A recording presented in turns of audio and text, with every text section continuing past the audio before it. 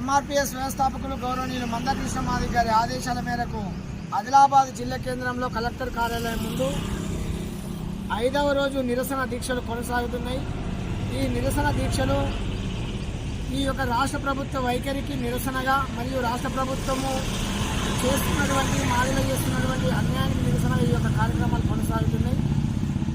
SC రిజర్వేషన్ల వర్గీకరణ మీద గౌరవనీయులు తెలంగాణ రాష్ట్ర ముఖ్యమంత్రి రేవంత్ రెడ్డి పూటకొక మాట చెప్పి మాదిగలను మోసం చేసే విధంగా ఉన్నందున ఇప్పుడు జరుగుతున్నటువంటి బడ్జెట్ సమావేశంలో చట్టబద్ధత కల్పించి ఇప్పటి నుండి ఇచ్చే ప్రతి ఉద్యోగాలలో కూడా మాదిగలకు రిజర్వేషన్ శాతం ప్రకారంగా ఉద్యోగాలు కల్పించాలని ఈ సందర్భంగా డిమాండ్ చేస్తున్నాం.